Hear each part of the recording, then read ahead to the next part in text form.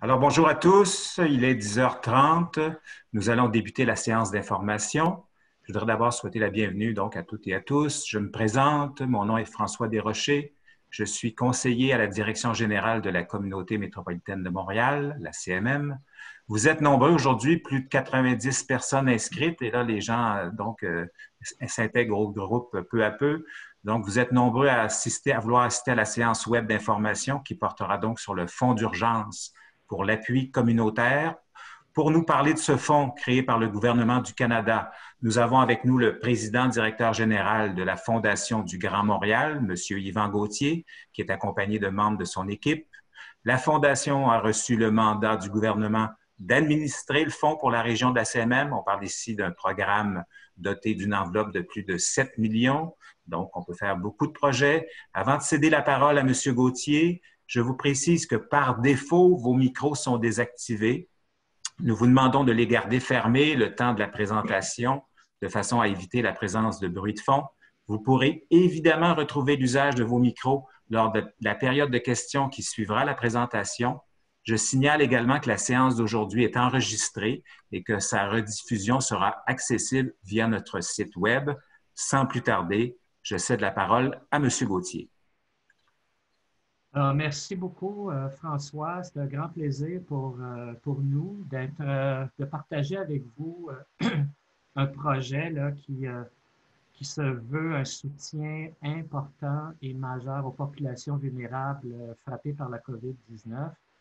Euh, alors, d'entrée de jeu, moi, je veux vous présenter ce qu'est la Fondation, parce que plusieurs d'entre vous, j'imagine, ne nous connaissent pas très bien. Alors, la Fondation du Grand Montréal existe depuis 20 ans cette année. En fait, on fête nos 20 ans. Donc, a été créée dans le Grand Montréal par des gens d'affaires, des gens du secteur communautaire, des fondations, pour créer ce qui s'appelle une fondation territoriale. Euh, en anglais, a Community Foundation, comme il y en existe plus de 200 au Canada. Les fondations, les Community Foundation ou la Fondation du Grand Montréal permet aux organismes et aux mécènes de créer des fonds au sein de la fondation qui sont presque l'équivalent de fondation, mais qui enlève toute la charge administrative aux personnes ou aux organismes qui créent des fonds. Donc, on est une petite mini-caisse de dépôt de la philanthropie. Notre mandat, c'est de faire, de générer des actifs, de servir la communauté. La particularité, contrairement à la caisse de dépôt, c'est que les fonds nous appartiennent, puisque ceux qui créent des fonds, comme pour une fondation, font des dons à la fondation. Alors, on gère 650 fonds d'organismes et d'individus à travers tout le Grand Montréal et même en dehors du Grand Montréal dans certains cas. Donc, le mouvement des fondations communautaires existe depuis plus de 100 ans. La première fondation a été créée à Winnipeg en 2021. Donc, le Québec, on était un petit peu sur la philanthropie en retard sur le mouvement canadien et américain, parce qu'il y a 1200 fondations comme nous aux États-Unis. Ça existe dans 60 pays. Donc, notre rôle, c'est vraiment d'être au service de la communauté, qui veut dire que la Fondation accueille toutes les causes des individus et des organismes, que ce soit en environnement, en développement social, en culture. La Fondation, sa mission, c'est le bien-être de la communauté du Grand Montréal. Alors, notre réseau des fondations communautaires à travers le Canada couvre plus de 84 du territoire. Et c'est à ce titre-là, comme pour le réseau des Centraides et le réseau de la Croix-Rouge, que le gouvernement canadien s'est adressé à nous pour les aider à soutenir la distribution du programme du Fonds d'urgence d'aide communautaire. Alors, nous, comme fondation, on distribue, l'année passée, on a distribué plus de 12 millions en subventions pour l'ensemble des secteurs et sur l'ensemble du territoire, évidemment, à partir des organismes qui nous font des demandes pour des projets en particulier. En plus de gérer les fonds, comme je dis, la Fondation est très active dans la communauté. On produit aux 2-3 ans un document qui s'appelle les signes vitaux du Grand Montréal, qui, qui fait le point, le portrait de la situation du Grand Montréal à partir des orientations, des objectifs de développement durable. En 2017, on a fait une publication sur la situation des enfants dans le Grand Montréal. Et en 2020, on a décidé de faire le bilan des 20 premières années du Grand Montréal au regard des objectifs de développement durable. Quelle est la situation de la faim, de la pauvreté, de l'économie, de l'environnement, etc., etc., dans le Grand Montréal. Alors, il y a 16 objectifs de développement durable et le rapport va être dévoilé mardi prochain lors d'une causerie à la Chambre de commerce. Alors, je vous invite à vous y inscrire, c'est gratuit. Alors, on va un peu dévoiler ce rapport-là des 20 dernières années qui contient des éléments vraiment intéressants et qui illustre, qui nous fait comprendre les faiblesses qu'on vit actuellement au niveau social, problèmes d'insécurité alimentaire, problèmes de pauvreté, problèmes de violence envers les femmes. Ben, c'est pas la COVID qui a inventé ça. C'était là, bien avant, de manière assez particulière dans le Grand Montréal. Alors, à partir, donc, nous, des signes vitaux, on se donne des objectifs internes de projets dans notre communauté. On pilote un projet qui s'appelle Fin Zéro depuis 2017 dans le but de réduire cet enjeu-là qui est très important dans certaines couches de la population du Grand Montréal. Alors, autant auprès des enfants que des ménages. Alors, quand on parle des enfants, le Canada, globalement, est le seul pays du G7 qui ne propose pas un programme alimentaire dans les écoles pour les enfants. Le Canada s'est classé 38e sur 41 pays développés sur la question de la faim à l'intérieur de notre territoire. Alors, le Grand Montréal, c'est l'endroit, et particulièrement Montréal, où l'insécurité alimentaire est la plus importante au Canada. Alors, on a des taux assez élevés de problèmes sociaux. Même s'il y a eu une croissance économique de Montréal, du Grand Montréal depuis les 20 dernières années, il y a eu plein de choses positives, on n'a pas pris ce virage social-là globalement. Et donc, la COVID met en relief ces difficultés-là et on est très heureux là, de pouvoir communiquer avec vous pour que vous nous aidiez à ce que les organismes puissent profiter de ce programme-là sur tout le territoire du Grand Montréal. Alors pour nous, c'est important parce qu'on veut servir tout le territoire du Grand Montréal et même plus puisque ça inclut toute la Montérégie dans le découpage du territoire qui a été fait en ce qui nous concerne. Alors, on a réservé des enveloppes budgétaires pour les territoires. Et donc, c'est extrêmement important que vous soyez actifs auprès de vos organismes et comme municipalité, vous pouvez déposer des projets comme toute autre institution, université, etc., qui est considérée comme un donateur officiel au sens de l'Agence de revenus du Canada.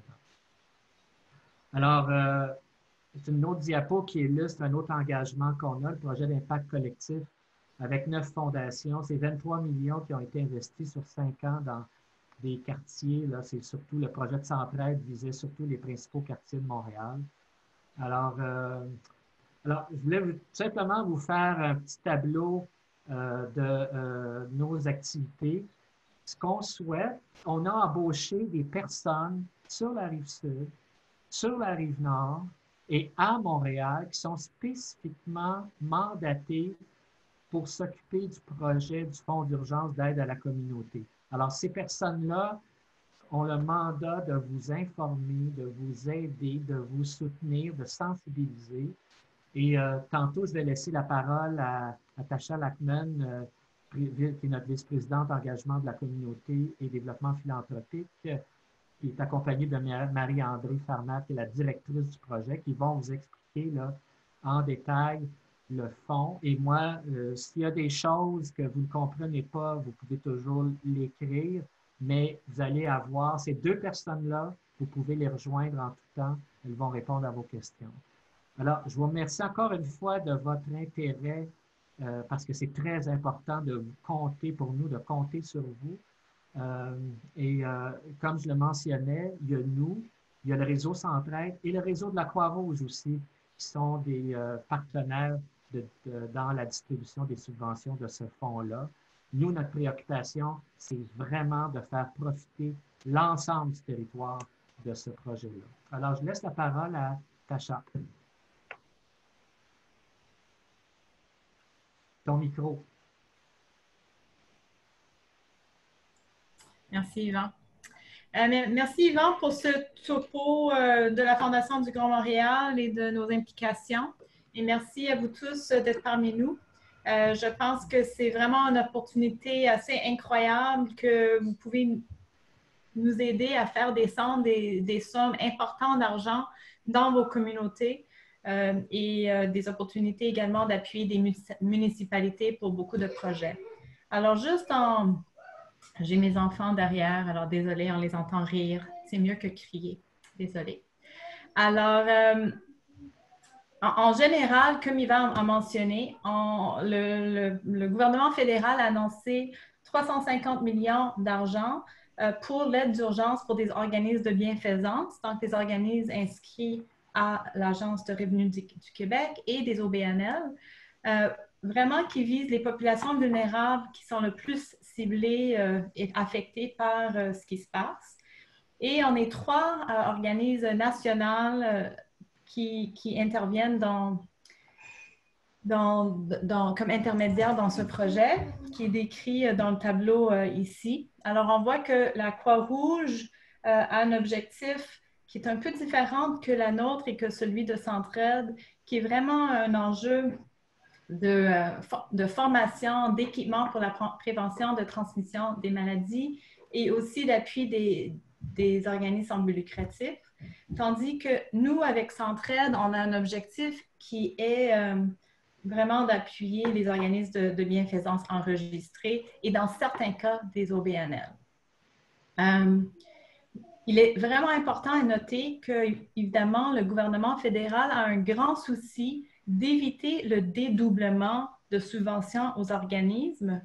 Et alors, on demande aux organismes d'appuyer à un des 3 fonds par projet pour les mêmes frais. Alors, ça veut dire que vous pouvez appliquer aux 3 fonds, mais pour des projets différents ou bien pour des frais liés au même projet, mais pas pour les mêmes frais par demande.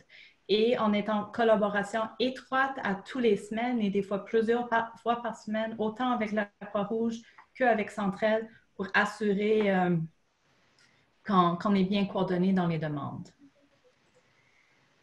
Alors, comme Yvan a mentionné, nous, on a reçu une enveloppe de 7,2 millions de dollars à distribuer. Des dates très importantes à retenir, c'est que la date limite pour la distribution de cet argent-là, c'est le 20, en fait pas pour la distribution, mais pour déposer une demande, c'est le 27 juillet qui va venir très, très vite. Aussi important à noter, c'est que le 7,2 millions, on l'a distribué par population. Donc, il y a une enveloppe qui est accordée pour Laval et la Rive-Nord, pour l'île de Montréal et pour la Montérégie. Bon, je vais y arriver dans un moment. Au niveau des projets admissibles, on a déjà mentionné à plusieurs reprises, mais c'est la nerf de la guerre, c'est que les projets desservent des populations vulnérables qui sont affectées le plus par le COVID. Alors, ce n'est pas les opérations générales des organismes, c'est vraiment s'il y a eu une demande de plus ou s'il y a des frais de plus qui sont causés par la COVID. Et ce qui est important à savoir aussi, c'est que les fonds doivent être dépensés par les organismes récipiendaires d'ici la fin de l'année fiscale du gouvernement fédéral, donc le 31 mars, et que pour la Fondation du Grand Montréal, le montant maximal d'une demande est de 75 000. Cet montant maximal n'est pas le même pour Centraide ou pour la Croix-Rouge. Alors, si vous réfléchissez à des projets de plus grande envergure et vous pensez appliquer à plusieurs organismes intermédiaires, évidemment, ce n'est pas le même 75 000. Alors, j'imagine que vous êtes en train de réfléchir. Alors, qu'est-ce qui est admissible? Quels sont les exemples de projets? Pour des municipalités, je pense un exemple, ça pourrait être des camps de jour. On a déjà reçu certaines demandes de camps de jour, mais pas des camps de jour municipales, mais des camps de jour, surtout dans des communautés moins favorisées où il y a des frais supplémentaires pour répondre aux exigences du gouvernement pour exécuter et offrir les services de camp de jour. On vous demanderait aussi pas juste de penser à vous et vos municipalités comme organismes qui peuvent bénéficier de ce programme-là, mais aussi des organismes que vous connaissez qui sont en train d'offrir qui sont en train d'offrir des services clés à vos communautés. Donc, des services, par exemple, de sécurité alimentaire qui peut être autant l'achat de denrées qui supplémentent les denrées qui sont offertes par les moissons ou un congélateur ou un camion pour distribution de denrées. Ça peut être aussi des projets de virage numérique ou de technologie pour permettre des services à des gens difficiles à rejoindre ou de rejoindre d'une différente façon dans les circonstances. Et ça peut aussi être des programmes pour des jeunes pour les tenir occupés, des programmes artistiques ou sportifs tout en respectant la distanciation sociale. Quand on parle de population vulnérable, le gouvernement fédéral a développé un grille avec 36 différentes rubriques, en fait. Alors, c'est une définition très, très large de population vulnérable. On parle évidemment des jeunes, des enfants, des ados, des aînés. On parle aussi des personnes itinérantes, des personnes atteintes de maladies mentales ou avec des enjeux de santé mentale, des gens souffrant de dépendance, de déficience. On parle de victimes de violences, de vétérans et de la population carcérale. Alors, c'est vraiment très large. Et ça, évidemment, on parle aussi des populations racialisées, autochtones, la communauté LGBTQ et des travailleurs vulnérables, des immigrants, des personnes issues de la diversité. Alors, je pense que ça fait le tour. Si vous allez sur notre site web éventuellement de la Fondation du Grand Montréal, vous allez trouver toutes les informations dont vous avez besoin pour faire une demande. Une fois que vous allez voir que le processus de demande est assez rapide, le formulaire qui était créé, qui est hébergé sur la plateforme de les Fondations communautaires du Canada, qui est notre organisme parapluie, est assez facile à remplir. Ça devrait prendre une quinzaine de minutes.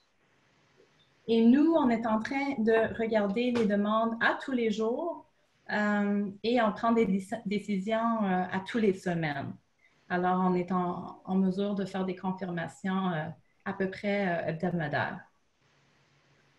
Au niveau des projets retenus, évidemment, il y a une convention à signer qui est facile et il y aurait des redditions de comptes à faire. Alors, ce qu'on demande de vous, évidemment, c'est de réfléchir aux projets intéressants qui sont éligibles et aussi de partager ces informations dans vos réseaux. Je vous présente maintenant ma collègue Marie-André Farmer, qui est la directrice de ce programme et qui gère la quotidienne du programme, ainsi qu'une équipe de 4 personnes qui évaluent les demandes, qui vont faire les suivis directement avec vous à fur et à mesure. Alors, Marie-André, je vous passe la parole. Merci, Tasha. Bonjour à tous. Merci d'être présent pour en savoir davantage sur le fonds d'urgence. En fait, les informations concernant le fonds ont pas mal été dites partagées par Tasha et Yvan précédemment. Si toutefois vous aviez des demandes, des informations plus précises qui vont certainement survenir dans vos réseaux sur l'admissibilité d'un projet ou d'un autre, d'une population ou d'une autre, n'hésitez surtout pas à communiquer avec moi.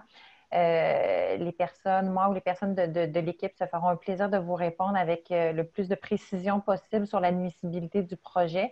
Et vous pourriez aussi avoir des informations concernant l'admissibilité versus Centraide ou la Croix-Rouge. Donc, d'un point de vue de la Fondation du Grand Montréal et des fondations communautaires, on pourra répondre à vos questions à cet égard. À titre d'information, comme c'était mentionné dans la page précédente, on reçoit les demandes depuis le 19 mai. Donc, le fonds est ouvert depuis le 19 mai. En quelques jours seulement, c'est plus de 100 projets qui ont été reçus, qui totalisent une demande financière de plus de 4,4 millions de dollars, presque 4,5 millions de dollars au total si tous les projets étaient acceptés. Donc, ça va très, très vite. Depuis le début du fonds, la Fondation du Grand Montréal, via le fonds d'urgence, a appuyé 24 projets pour près de 900 000 dollars. On s'assure évidemment de tenir en considération les pourcentages de représentativité territoriale. Donc, comme c'était mentionné en début de présentation, il y a un certain pourcentage des fonds qui sont attribués pour chacun des territoires qui est desservi par la Fondation du Grand Montréal.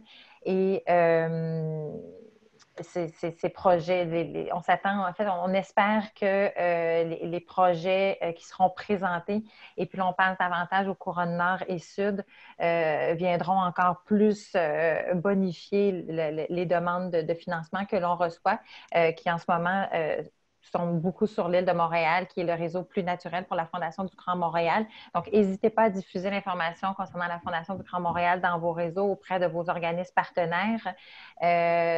Si vous avez aussi besoin d'informations concernant la diffusion d'informations dans des infolettres ou sur des médias sociaux, évidemment, des partages peuvent être faits par notre équipe pour faciliter cette diffusion-là, donc que ce ne soit qu'un relais d'informations pour vous, et je demeure disponible pour vous partager toutes ces informations. Donc, on va débuter la période de questions. Il y a 2 façons de procéder. Vous pouvez cliquer sur la petite main là, en bas de votre écran pour signifier votre souhait de vous adresser une question. Vous pouvez aussi écrire votre question dans la section questions et réponses. François, par contre, dans le chat, il y a Sophie Charbonneau qui a déjà posé une question. Oui, parfait. Dans le fond, elle dit « J'ai reçu l'information dans les Laurentides et par le Grand Montréal. Je suis à Boisbriand, alors, et dans les Laurentides et dans le Grand Montréal. Je fais la demande où? » Oui. Alors, est-ce que vous m'entendez? Oui. Oui. Alors, il y a des régions comme ça où il y a des territoires contigus entre les fondations communautaires. Vous pouvez déposer votre demande à l'une ou à l'autre fondation, mais le territoire est partagé là, dans le cadre de ce programme-là particulier, parce que ça n'a pas été exactement la division territoriale des fondations. Le gouvernement fédéral a pris les régions administratives en tant que telles. Donc, dans un cas comme celui-là, vous pouvez déposer à l'une ou l'autre fondation. Il y a une question. Est-ce que le fonds peut soutenir des ressources humaines? Ça, c'est nous était de Véronique Moreau. La réponse est oui. Donc, tant et aussi longtemps qu'il y a une démonstration dans la description du projet qui est faite indiquant que ces ressources humaines-là sont directement en lien avec le service offert aux populations vulnérables et qui est en lien avec une réponse à la COVID. Donc, oui, une bonification salariale ou un ajout de personnel font partie des projets admissibles. Il y a 2 mains levées, François. Oui.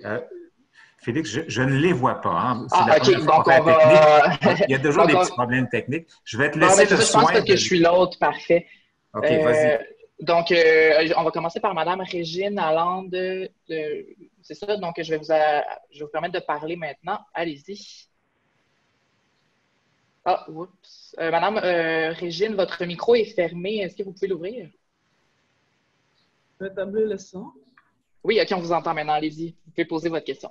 Oui, oui, j'ai deux petites questions. Alors, nous faisons de l'aide alimentaire. Compte tenu que vous acceptez les demandes depuis le 17 mai, autrement dit, vous n'attendez pas au 27 juillet pour les accepter. Dans le fond, il faut comme se dépêcher avant de déposer, pour déposer les projets, pour s'assurer qu'il reste encore des fonds. Exactement, c'est une évaluation en continu. On a toutefois le souci du temps pour ne pas pénaliser les organismes qui déposeront la demande un petit peu plus tard. Donc, notre processus d'approbation est très rigoureux. Il y a certains projets qui se discartent naturellement, ce qui fait en sorte que des sommes sont disponibles et on tient compte, comme je l'ai mentionné, de la répartition territoriale et du temps à venir. Donc, on jongle avec ces composantes-là pour ne pas dépenser tous les fonds, pour ne pas octroyer toutes les subventions là, dans les 2 ou 3 prochaines semaines, ce qui serait tout à fait possible avec le volume des projets que l'on reçoit. Mais on tient compte de cet enjeu-là pour les organismes. Est-ce que, une dernière question, parce que nous, on a plusieurs projets en cours auprès d'organismes communautaires, tout ça. Est-ce que le projet qui est déjà démarré peut être admissible, c'est-à-dire que les dépenses déjà engagées peuvent être admissibles? Est-ce qu'il y a une date de début de projet, autrement dit? Il faut que ce soit ultérieur au dépôt de la demande. Oui, vous pouvez. Le projet peut déjà avoir été entamé. Je n'ai pas l'information sous les yeux. Elle est dans le guide du projet. Je vais répondre. Des frais qui ont été encourus depuis le début avril sont admissibles. Ah, d'accord. C'est ça. Et c'est vrai, comme Marie-André a dit, qu'on fait attention de ne pas tout dépenser d'une fois. Cependant, c'est vrai aussi qu'on reçoit un gros volume de demandes et on regarde les projets à tous les jours et on prend des décisions à toutes les semaines. Donc oui, je vous suggère de proposer vos projets que vous avez en tête plus tôt que tard. D'accord. Merci beaucoup. Félix, la prochaine main levée. Oui, c'est M. Yves Meunier. Donc, je vais vous autoriser à parler. Il va falloir que vous enleviez le mute là, sur votre micro. Allez-y. Merci beaucoup. Je sais qu'il y a une préoccupation de ne pas payer 2 fois pour la même chose. Je sais par ailleurs que dans le cadre COVID, il y a des projets qui sont amorcés et financés justement à partir d'une première aide financière. Je prends un exemple précis. Nous venons d'installer une ligne COVID pour le logement. Nous anticipons une crise du logement au premier. Donc, le financement est assuré pour cette première partie. La deuxième portion, c'est vraiment dans l'inconnu, c'est-à-dire à partir des demandes que l'on aura de la ligne téléphonique. Je voudrais savoir si il y a un financement, même si on ne sait pas avec précision le montant et où vont. Est-ce qu'il y a une enveloppe qui pourrait être attribuée, par exemple, si on a des demandes qui ne sont pas répondues pour l'hébergement temporaire, pour, je ne sais pas moi, du transport, de l'entreposage, d'ameublement, ce genre de choses-là.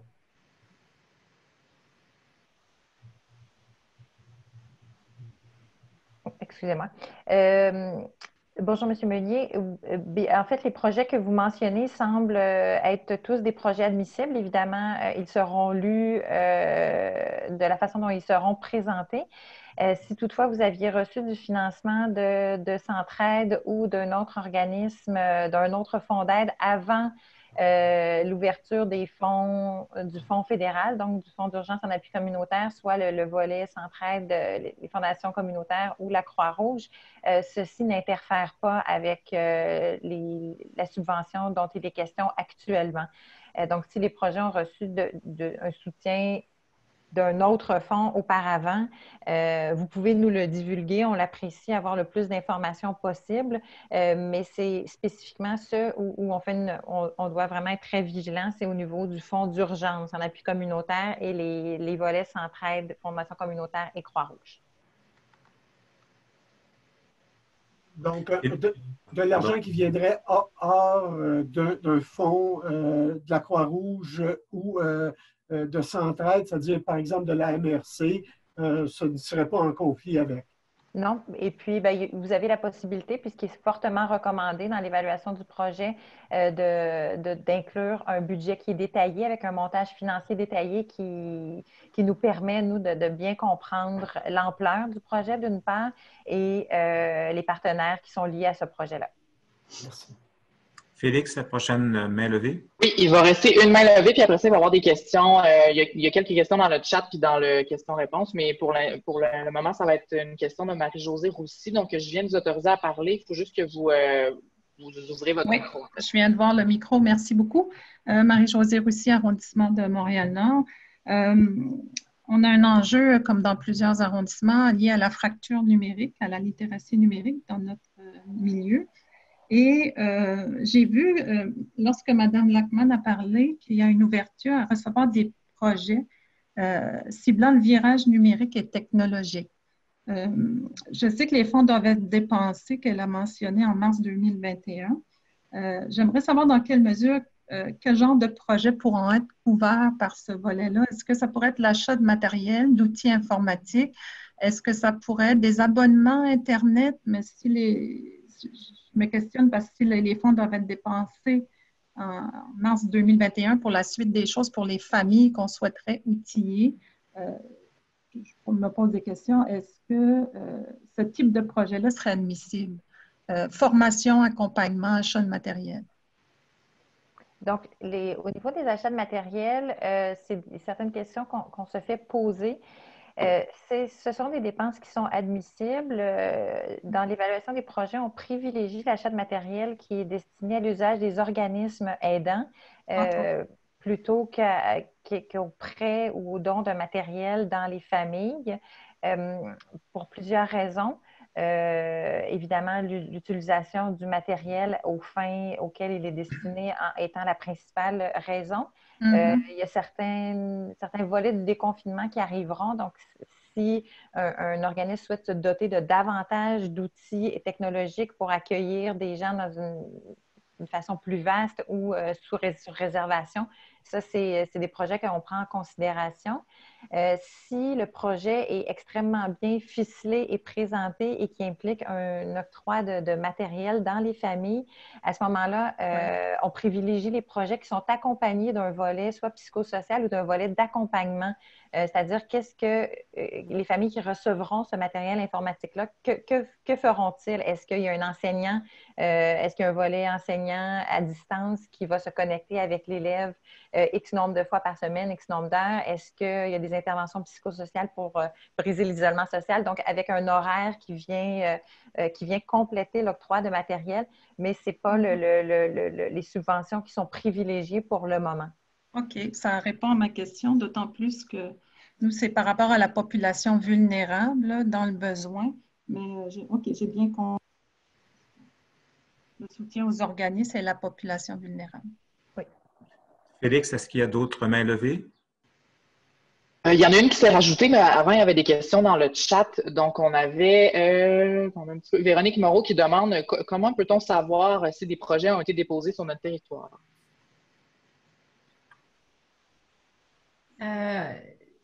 Nous, on veut être le plus que possible dans la transparence. Alors, à tous les semaines, une fois que les projets ont été approuvés et les organismes ont été avisés, directement, on va afficher sur notre site web les projets qui ont été retenus.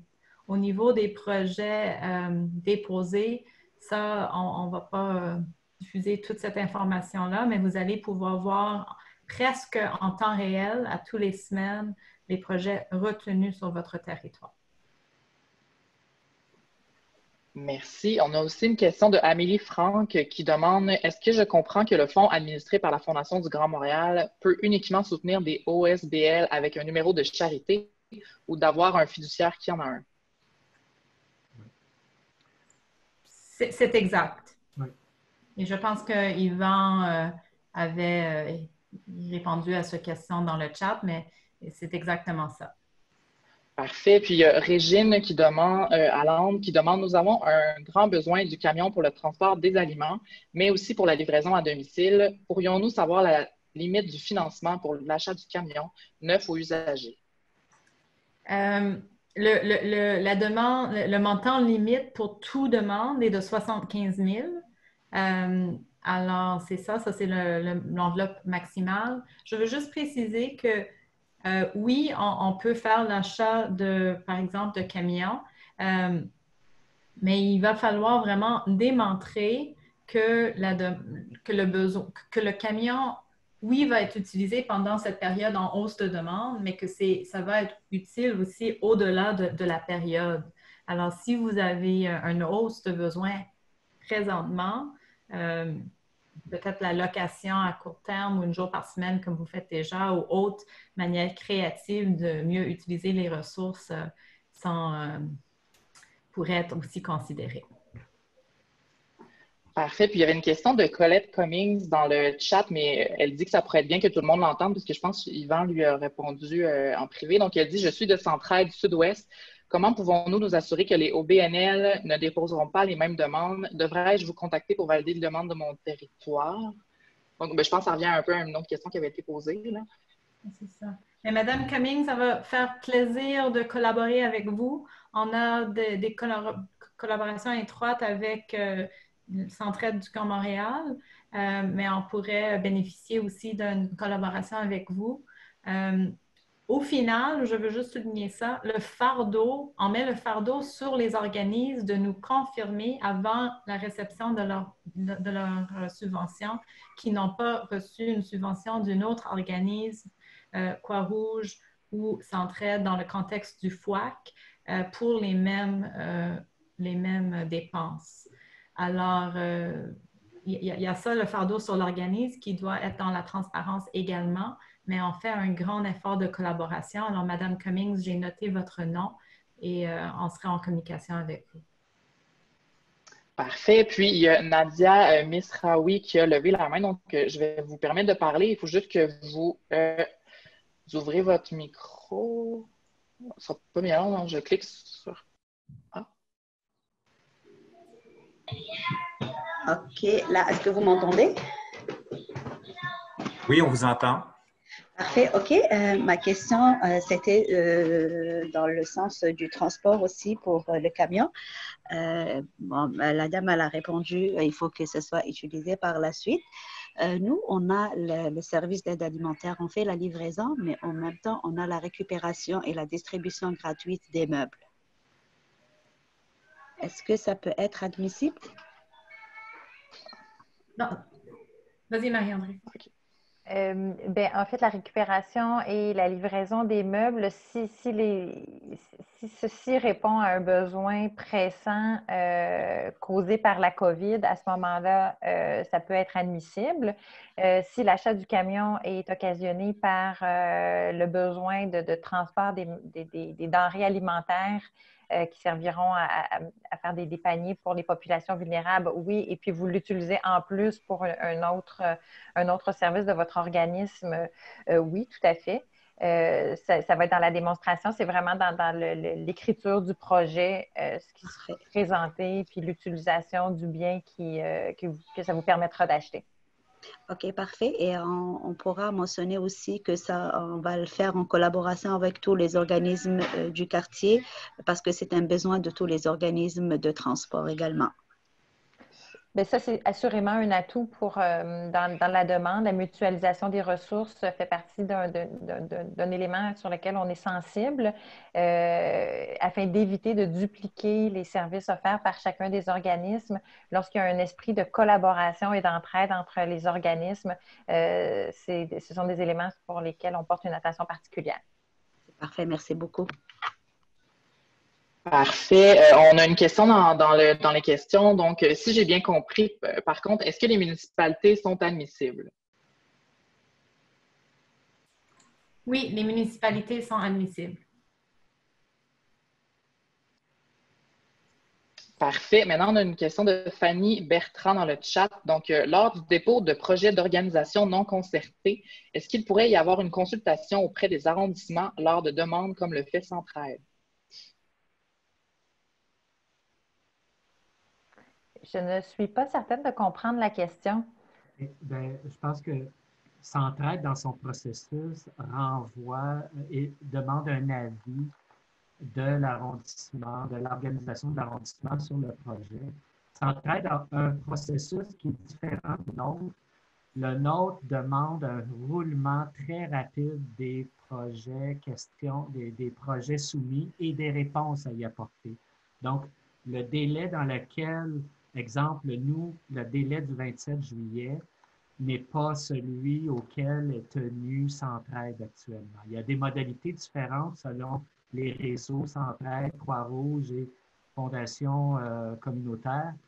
Donc, nous, compte tenu de l'impératif du déroulement rapide qui est demandé, parce que c'est la notion d'un fonds d'urgence, on ne peut pas retourner le projet dans l'arrondissement pour consulter et avoir un délai comme celui-là actuellement. La personne qui a posé la question dans le chat veut prendre la parole, fait que je vais lui permettre de parler, là. Donc, il faut juste que vous ouvrez votre micro, Madame Bertrand.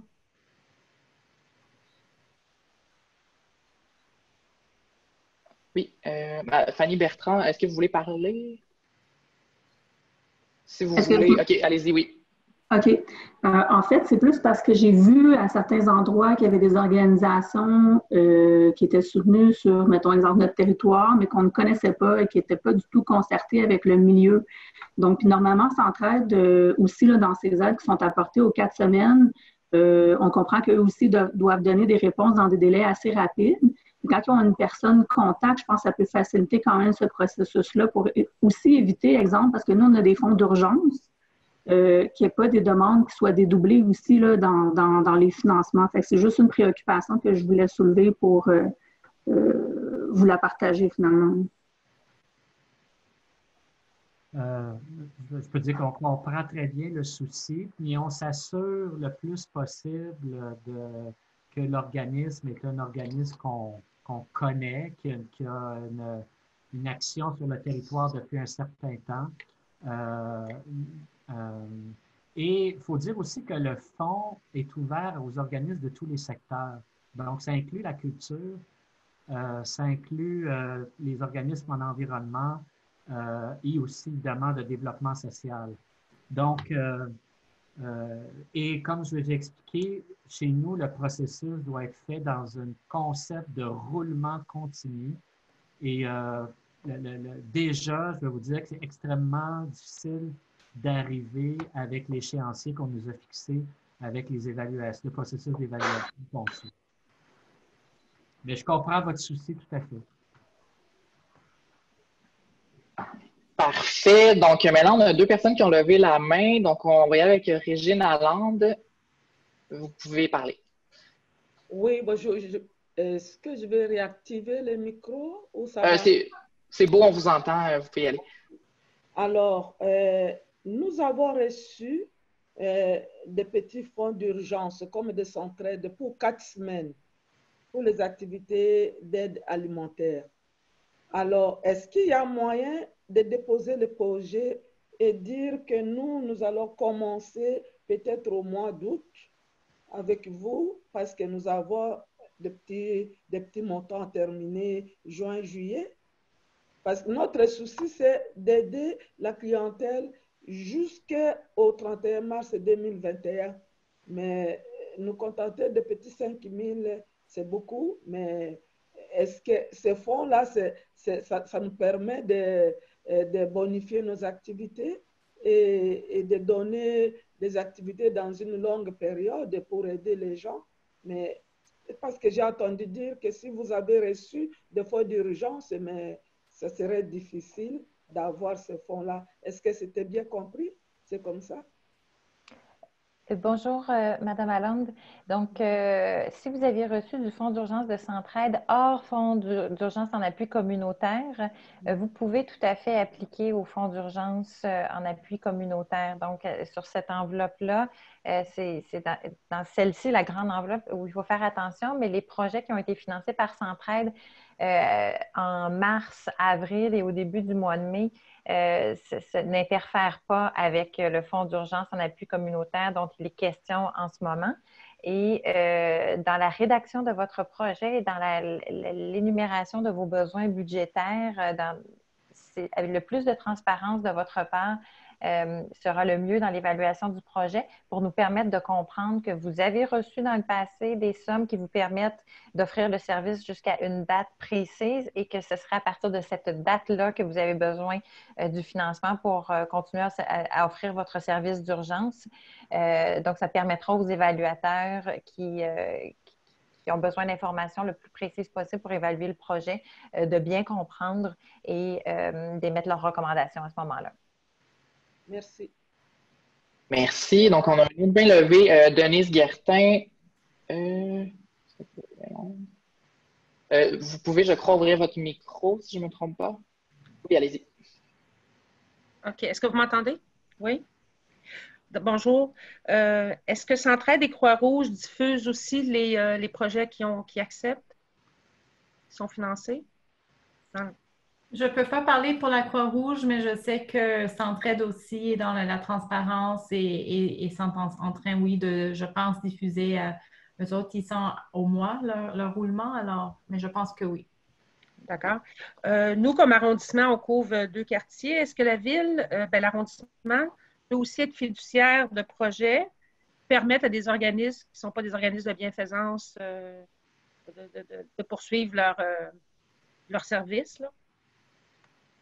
Je pense, Yvan, peux-tu clarifier? Parce que moi, je pense qu'un arrondissement n'est pas ne peut pas faire déposer des demandes, mais les municipalités peuvent. Oui. Mais si c'est la ville qui le fait au nom de l'arrondissement, il n'y a pas de problème. OK. Donc, la ville peut être fiduciaire ou elle doit réaliser en régie, c'est-à-dire par des employés municipaux, le projet? La ville peut être fiduciaire, mais il faut qu'elle embauche l'organisme pour réaliser. Elle peut embaucher l'organisme, donner un contrat à l'organisme pour réaliser. En contribution financière, comme. C'est ça.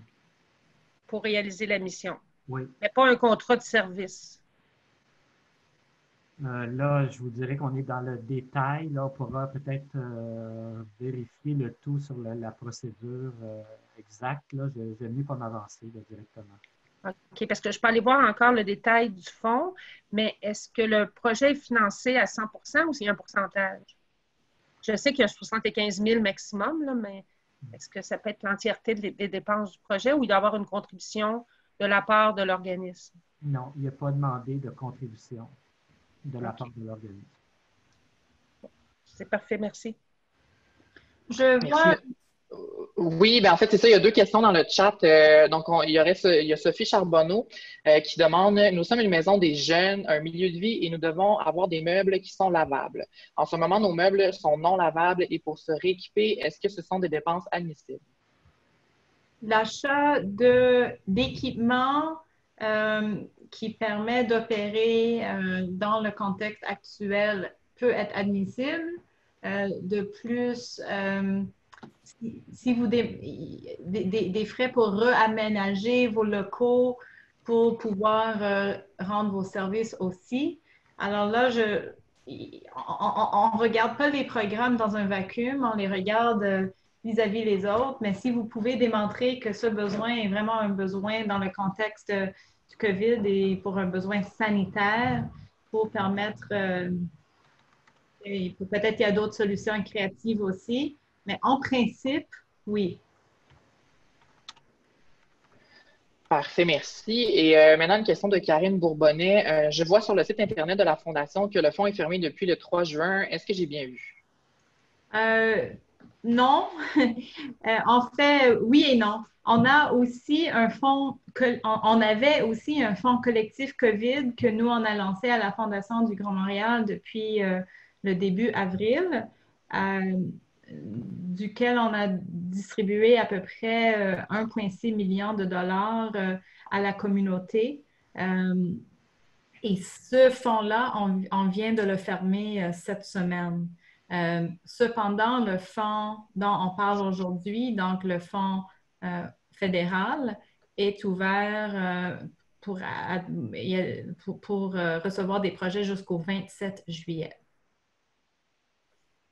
Parfait, merci. Donc, pour l'instant, je ne vois pas d'autres questions. Est-ce qu'avant de compléter, il y aurait des gens qui auraient d'autres questions à poser? Juste à lever la main là, avec le petit bouton de main en bas de l'écran si vous voulez parler ou poser une question dans la section là, prévue à cet effet-là.